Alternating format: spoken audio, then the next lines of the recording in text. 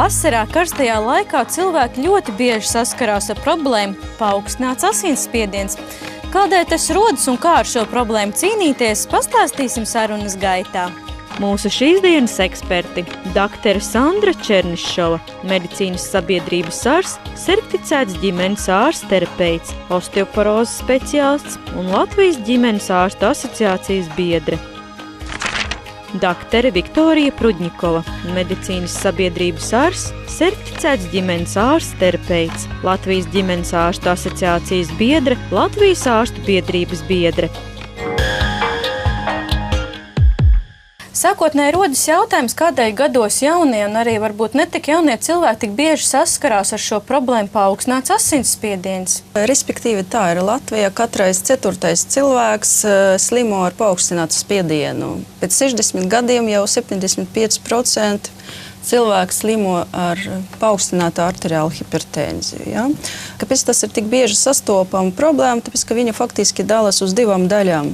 Pirmkārt, tas ir spiediens, ka slimība, kurā pārmantojas, un tas ir slimība, paaugstināts spiediens. Ja? Un otrkārt, ir situācijas, pie kuras ir spiediens tikai kā simptoms pie citām slimībām. Un tas ir galvenais, ir nieru patoloģija, vairogdziedzera problēmas, asinsvadu problēmas. Ja? Normāls spiediens jābūt ne augstāk kā 139 uz 89. Visi cipari, kuri ir augstāki, jau liecina par to, ka ir problēmas. Un kādas tad izmeklējumus vajadzētu veikt, tad cilvēkam ir šīs problēmas ar paaugstinātu asinsspiedienu? Pirmkārt, vajadzīgi konstatēt to problēmu kā tādu. Jā. Tas ir ļoti vienkārši jāmēr spiedienu. Jā. To var, protams, labāk pie ārsta, var arī mājas apstākļus vajadzīgi regulāri mērīt spiedienu. Ja mēs ieraudzījām, ka tā problēma ir, tad jāveic tādas izmeklēšanas. Tā kā paaugstināts asinsspiediens var būt saistīts ar sirds asinsvadu slimībām, ir nepieciešams veikt arī sirdsdarbības pārbaudes. Holtera monitorēšana ir metode, ar kuras palīdzību mēs diennakts laikā varam noteikt katru pacienta sirds pukstu un izvērtēt sirds ritmu visā diennakts garumā.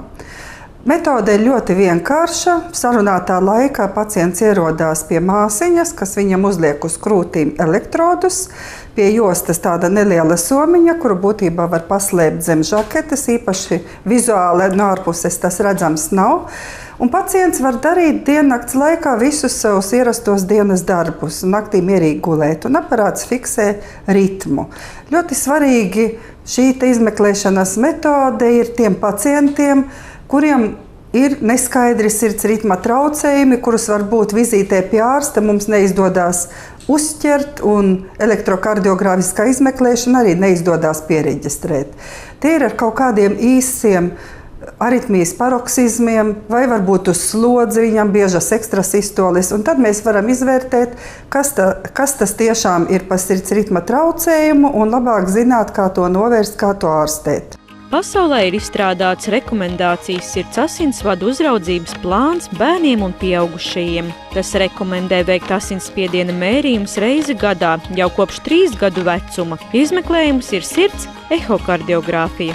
Ar ultraskaņas palīdzību mēs varam izvērtēt, kā sirds struktūras ir veidotas, izslēgt, vai nav iedzimtas sirds nepareizības, un arī pārliecināties, kā sirds funkcionē, kāda ir sirds muskuļu darbība, jo ir daudzas saslimšanas, kuru dēļ sirds muskulis var ciest. Tie var būt iekaisīgi procesi, kādēļ sirds muskuļu funkcija būs pazemināta. Ilgstoši augsts asinsspiediens sirds muskulis sapiezēs, tad mēs varam gan izslēgt, vai nav cēlonis, kādēļ ir augsts asinsspiediens, un arī redzēt, vai nav attīstījušās jau izmaiņas, kā sekas sirdī pie ilgstoši augsta asinsspiediena. Ir svarīgi katru gadu šo mērījumu novērtēt atbilstoši speciālām skalām, lai laicīgi pamanītu, kad ir tendence asinsspiedienam paaugstināties. Ja mēs redzam šī asinsspiediena paaugstināšanos, tālāk jau ir jāuzsāk šie profilaktiskie pasākumi. Ultraskaņas kakla un smadzeņu asinsvadu izmeklējuma laikā ir iespējams noteikt asinsvadu veselību. Kakla un smadzeņu asinsvadu duplex skenēšana ar krāskodētu doplerogrāfiju. Tas nozīmē, ka vienā aparātā ir iekļauts vairākas metodikas, un ar to palīdzību mēs varam noteikt ne tikai asinsvadu vizuālu stāvokli anatomiski, bet arī izvērtēt asinsvadu parametrus, funkcijas, kā plūst asins kaklā un galvā. Priekš tam tas ir vajadzīgs. Jāsaprot, ka ja pacientam ir, teiksim, ja šobrīd runa ir par asinsspiedienu paaugstinājumu, tad rodās jautājums, vai viņš nav izraisīts ar asinsvadu sašaurinājumu. Un, lai nebūtu nekādas domstarpības starp ārstiem, ļoti vienkārši to atnākt un vienkārši pārbaudīt, vai ir asinsvads sašaurināti vai nav. Ja ir tie gadījumi, kas ir jau novēlot, kas nāk jau, kad asinsvads ir gandrīz ciet, vairāk par 60%. Un šeit ir ļoti, ļoti būtiski laicīgi cilvēku orientēt, lai viņš vai medikamentozi, ja vēl var, bet ļoti bieži arī ar ķirurgu palīdzību tiek atbrīvots no šīs problēmas. Un tādā veidā insults nenotiek. Tas ir ļoti svarīgi. Cik svarīgi ir, kad cilvēkam, kuram ir šīs asinsspiediena problēmas, veido tādu uzticību un ciešu saikni tieši ar ārstu un ietu regulārās vizītēs pie ārsta, nevis pašrocīgi vai kaimiņi ieteiktu kādus medikamentus lietot pašcerībā, ka šī problēma mazināsies?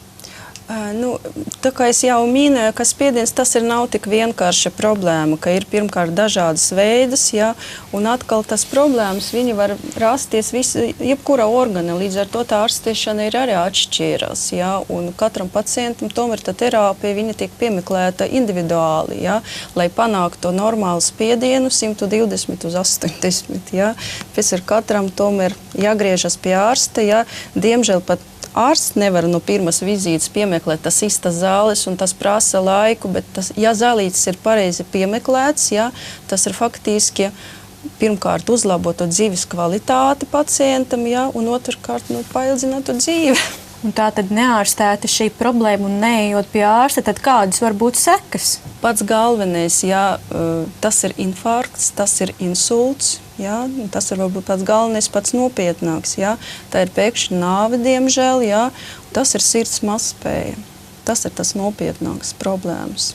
Ko es domāju, kad ir pienācis varbūt mirklis šeit studijā kādai no mūsu klātesošajām viešņām piedāvāt iespēju izmērīt asinsspiedienu, lai mēs tad varētu secināt, kā tad notiek šis izmeklējums un kādi ir iegūtie rezultāti. Tagad mums ir kundze, kuri tas spiediens regulāri nav paaugstināts, bet tomēr pēdējā brīdī viņš ir svarstās, –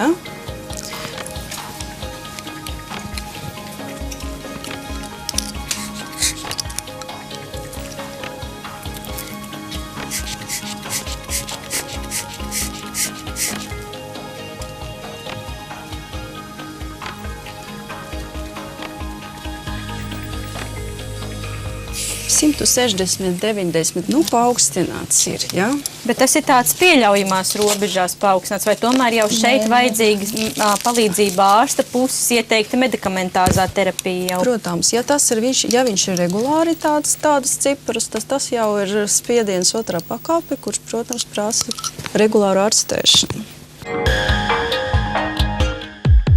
Vasara vispār ir tas laiks, kad lielā karstumā cilvēki sajūt varbūt kaut kāds izteiktāks diskomforta sajūtas sev organismā.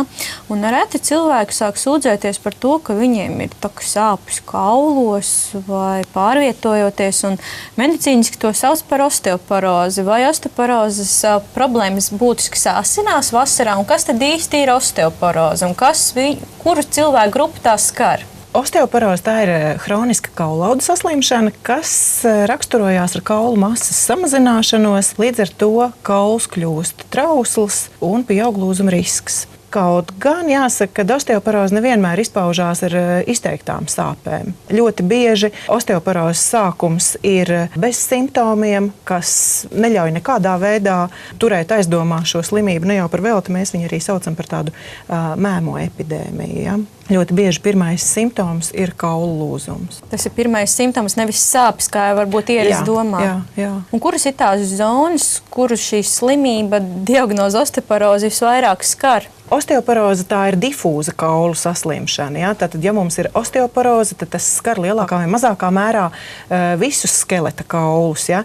Bet, protams, kad mēs pievēršam ļoti lielu uzmanību mugurkaulu skriemeļiem, tāpēc, kad skriemeļi pēc savas struktūras ir diezgan trausli kauli, viņos ir ļoti daudz porainās vielas. Otrā grupa ir gūžas kakliņš, ja? Un tieši tā iemesla dēļ, kad gūžas kakliņa lūzumi ir lūzumi, kas saistīti ar ļoti smagām komplikācijām un mirstības risku. Protams, pakļauti ir arī apakšdēlma kauli, ja, jo tā ir tāda lieta, teiksim, cilvēkam krītot, tas ir pirmais atbalsta punkts, ar ko cilvēks atbalstās. Teiksim. Kā var atklāt saulēcīgi to, ka cilvēkam ir osteoporoze, lai varētu uzsākt veiksmīgu ārstēšanos? Pirmām kārtām būtu katrai sievietei pēc 50 jāveic kaulu blīvuma pārbaude. Tas būtu tāda skrīninga metode, kas tomēr ļautu saprast, teiksim, cik liela riska grupa šai sievietei uz osteoporozi ir. Lai noskaidrotu, ko nozīmē šī kaulu blīvuma izmeklējums, dosimies uz medicīnas sabiedrību Bārs, lai klātienē to aplūkotu. Osteodensitometrija ir precīzākā un visvairāk izplatītākā rentgenoloģiskā diagnostikas metode kaulu minerālu blīvumu noteikšanai mugurkaulu skriemuļos un gūžas kakliņā. Osteodensitometrija ir nepieciešama, lai saulaicīgi diagnosticētu kaulu blīvumu izmaiņas. Ar minētās metodes palīdzību izmeklē kaulu blīvumu samazināšanos, osteoporozi, kas nepieciešama kaulu lūzumu novēršanai un ārstēšanai. Atgriežoties studijā, noteikti uzreiz arī rodas jautājums, ja šīs diagnostikas laikā tiek atklāta šī problēma, ka cilvēkam ir šī osteoporoze, diagnoze osteoporoze.